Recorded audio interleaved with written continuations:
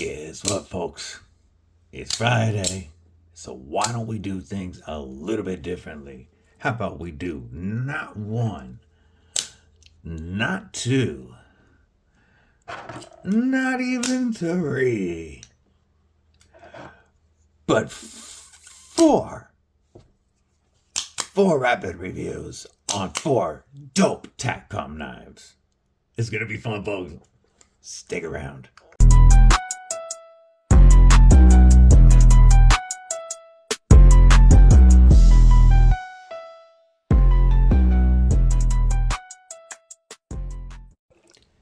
That's right, Cripple Crew. EDC with DBD, Disabled with Deadly. And we already been knowing that I've been a fan of TacKnives and TakCom since before there was a TakCom. I can explain that in a minute. And I have a couple of their knives in my collection, and I've gifted over a dozen to friends and family. And I'm very excited that I had 4 of the TakCom OTFs that I've never checked out show up in the pass around group. And I'm going to get through those 4 as quickly as I can today. But first, stab that like button like you mean it. / subscribe. I'd love to have you here. You're not going to want to miss all the dope knife and EDC content coming your way. Plus, drop a comment below. Let me know what's in your pockets. All right, so TakKnives is a company created by a dude that's he's down in Florida, and he was looking for a decent quality OTF that you didn't have to pay a few $100s for, but he didn't want the cheap gas station OTFs that are gonna fall apart on you. So he started getting the parts and assembling them and the way that he wanted. And that began as TakKnives. And he wanted to have some nicer, more premium OTFs, and he worked with BestTech. And this is one of the ones that would be considered a TakCom now. But it was, designed by them and BestTech OEM. And that evolved into a partnership between TakKnives and BestTech that became TakCom. TakCom, you've seen me showing their unnamed button lock, which I still believe might quite just be the knife of the year for 2024. And you can still pick this up for only $243 with my code down below. They joined forces and created TakCom, and those are BestTech manufactured premium OTF knives that are half the cost of, say, a ProTech or a Microtech. And the first one we're going to start with is the TakCom Vigor. And they are on the Vigor V2 version 2.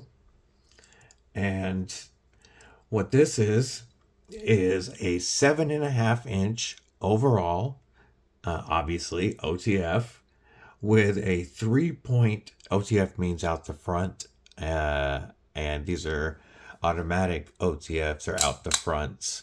So yes, they would count as switchblades or something, or automatic knives, depending on your local knife laws. So I'm not a lawyer, but I didn't want to get that out there real quick. But so 3.07-inch blade length of 154 cm steel. And the blade stock thickness is only 2.6 millimeters. So that's what, about 115 thousandths, 110 thousandths. This one here is a Tonto grind, but it's also available in a drop point. And the Vigor V2 is currently sold out. But, to continue, you have a 4.43-inch handle. And you're looking at aluminum with a G10 insert. And it feels really good on that insert. This side is milled and also feels great in hand, adding a little bit of texture. And then we are looking at a tip up, not deep carry, but leaves just enough to grab, and not reversible. Tip up, right hand only pocket clip. Our method of deployment on this is going to be a thumb switch that is milled so that it's stepped on both sides. And it's a double action OTF, which means the spring works both forward and backward. A single action OTF or switchblade means you push the button and it launches out, and then you release the safety and you pull back to reload it. The spring doesn't work both ways. There's only a singular spring that launches, and then you pull back to pull the blade back and recock that spring. Well, a double action or dual action just means that there's a spring working each way, and I can pull back and the blade will shoot right back into the handle. The spring tension on this feels really good when you're actuating it. I would say it's probably about a 6. So it's not soft at all, but it's definitely not difficult. It's very easy. There's not a lot of build. There's a little bit of takeoff, and then it launches. Total weight of 3.1 ounces. And I do like this one quite a bit, but the others that I'm going to show you, I like just a little bit more. This one says $169.95 before discount code EDCwithDBD10. However, this one is currently out of stock. But if you like the Vigor, make sure that you sign up to get notified, and that way he knows that more people are wanting it. Now, this next one is one that I really like. This is the TakCom Chimera. Whoops, I just dropped something else. This is the TakCom Chimera, and this is the Warncliffe version. There is also a spear point version as well. Plus, you can get it in black or green aluminum and satin or two-tone on the blade.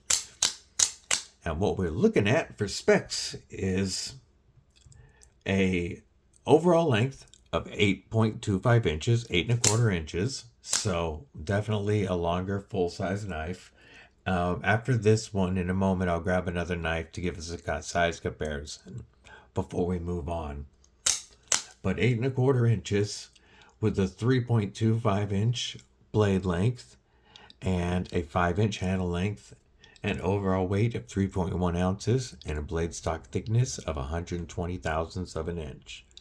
We're looking at a Warncliffe with a flat grind, definitely. And here it is compared to the Vigor V2. I'll put them instead of pivot to pivot. How about switch to switch? And this one feels a little bit better in hand. The Vigor is a very neutral handle. All of them are pretty neutral, but you can see that this one adds a step down here that the Vigor doesn't have, that just feels right in front of your index finger right here when you're launching this and pulling it back. It also makes for a good choke up spot if you needed to have a little bit more control over that blade. So even though they're pretty neutral ergonomics, which is going to allow you with any of these to turn them around and cut straps if you had to.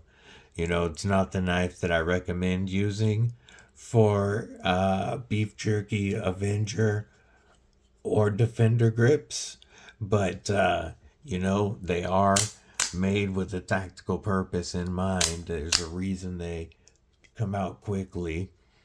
This one has a glass breaker to get you out of a car. Definitely not an attitude adjuster on the back. And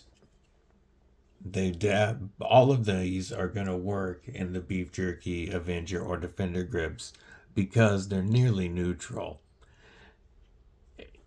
It's the inclusion right here and this ramp back here that make this one feel a little different and a little bit better. I'm going to grab a piece of paper. I know these are not...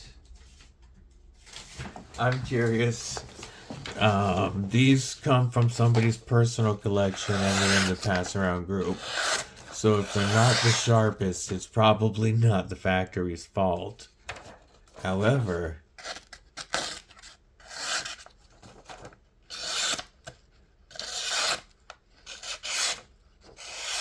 both slice pretty well. And if these were brand new factory edges, probably even better. So first we've got the Vigor, then we've got the Chimera. There's our size difference between the two. How about we grab a PM2 and to compare them to Spyderco Paramilitary 2, you can see the Chimera is just slightly shorter than the Paramilitary 2. And then the Vigor is a little over an inch shorter. How about one more comparison? Here's the Vigor next to a Bug Out. Pretty similar in size. So there's a size comparison on those first two. So next we get to something that, oh, by the way, this is also 154 CM steel. I don't believe I said that. And we're looking, this one has a satin finish with a black wash on the blade and swedges. And spring tension wise, I'd say this is probably closer to a 7, but it feels very easy to fire because the switch is a little bit wider. And so it's a little bit more for my thumb to rest upon. You still have about the same amount of slack that takes up on that spring before it launches out. We are looking at a tip up and deep carry and reversible pocket clip. You just loosen this, spin the clip around the other side, and tighten it back down.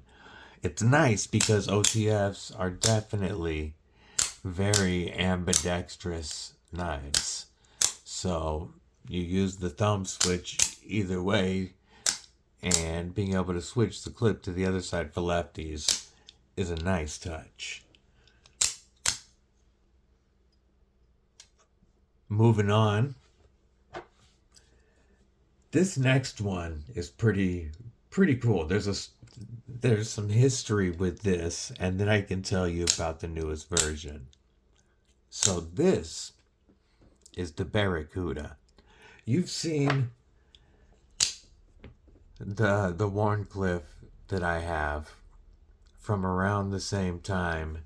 This came out a little before the Barracuda did. And this was them working with Bestech, and this knife came out fantastic. This is the old TacKnives version with D2 steel. And it's very cool in its own right. However, there's something that you're going to like about the new version when I get to that here in a moment. What you're looking at on this is a 7 3/4 inch overall length with a 3.2 inch blade. In this case, D2, but wait, D2 steel and a Warncliffe versus the spear point option. And this comes in with the 4.5 inch handles at 2.8 ounces and a blade stock thickness of 120 thousandths. And the new version that's available, I believe available right now before I say that. Yes, both the Wharncliffe and Spearpoint are both available right now. The new version is hollow ground MagnaCut at 62 to 63 HRC. Yes, hollow ground MagnaCut at 62 to 63 HRC. And the Spearpoint has two hollow ground MagnaCut edges. But the Wharncliffe is the one that I would definitely go with. This older version is a flat grind. I would love to check out that new MagnaCut version and see how it slices. This one has been, I'm pretty sure, sharpened and used and resharpened and used multiple times by the gentleman that was nice enough to put these knives in for us all to experience. So, the new Barracuda MagnaCut 62 to 63 HRC, and you're looking at $229.95 before my 10% discount, which is going to take, $23 off of that. Drops it down to just over $200. Now, here's my favorite of the bunch. My favorite of the group is the Stubby. The TakCom Stubby is kind of chubby, and it makes me happy. This is just it's so much fun that it just puts a smile on your face when you launch this little rhino looking warny blade out. This is also available in the bayonet finish, or bayonet blade style, which is going to, if you're familiar with or not familiar with bayonet, it looks like a spear point. However, there's a swedge up here that is not actually ground. It's not dual edge like a dagger. It just kind of looks like a dagger blade. But this is the warning, and there's the Bestech logo and the TakCom logo on it, or the warning version of the Stubby. Spread these out a little bit here. And what we're looking at with the Stubby is an overall length of 5.38 inches with a 1.98 inch blade of 154 cm steel. We have a handle length of 3.4 inches, a blade stock thickness of 120 thousandths, and a weight of 2.8 ounces. So yes, it weighs the same as the Barracuda, even though it's shorter, but that's because there's more handle to it. It's definitely wider in the handle, and these carbon fiber inlays are actually inlaid into a portion of the handle that's milled and raised up. So it's actually thicker where it has carbon fiber than where it doesn't. And that extra girth makes this little guy feel good in the hand. I can close my fist around it better than any of the other OTFs, which is nice with that short handle that I can just barely get 4 fingers on. But I can get a 4-finger grip. And if I had a little lanyard, or if you were just off the edge of this, if you had a little lanyard, you'd really get a 4-finger grip on it still. That grip allows this blade, which is wider than the Vigor but a little bit shorter, but because of this grip, it makes it easy to fire it, and you still have the take up on it, but coming back and move, it seems like there's less effort coming back on this than the others. It's just how it feels. It might just be the way my thumb is resting and my grip with this handle. But the clip on this one is done very interesting. So it is right hand only, but it is tip up, mostly deep carry except for that lanyard spot. And they did it like a standoff. So you've got a titanium clip, but that's how they're able to make it pretty much deep carry without it being a milled tie, a milled tie clip of some sort. I like the idea, and I think it looks really good on this. And it does not create a hot spot of any kind in the hand. I would rate the the feeling on this to be between a 5 and a 6. I misfired by trying to slow play the trigger because I was feeling the time, how strong it was. That's actually something that's good to show you. Rare that I've ever had one do that, but I'm normally not pressing so lightly on it at the time. If you ever have one pop off the track on any OTF like that, normally you can pull it all the way out till it clicks and then retract, and the spring will retract it in just fine. And the reason they will pop off track like that is it's really a safety feature to keep them from puncturing through skin if they're misfired.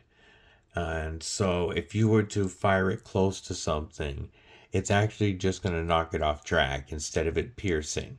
And then all you have to do is pull it back out until it clicks to get it back on track. And that's a safety feature. It's an intended feature. So if you ever see one pop off track because you're about to use it, but you're too close to something when you open it, that's why. Or if you're sitting there and you're fidgeting with one and you're not thinking and you fire it too softly, you can do that, have that misfire, and then you just pull it out to click it. So, but out of the bunch, the Stubby is my favorite. I still would love to see the MagnaCut Barracuda, but I need to get a Stubby in my collection.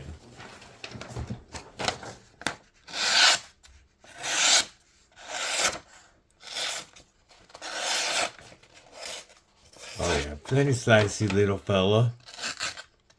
Oh, that was my fault. There's one little spot on there, right there, that's catching. But this, again, these are a personal collection. I don't think they were resharpened before they went in the box. So if there is any little spot that's catching, that's not, probably did not come like that from the factory.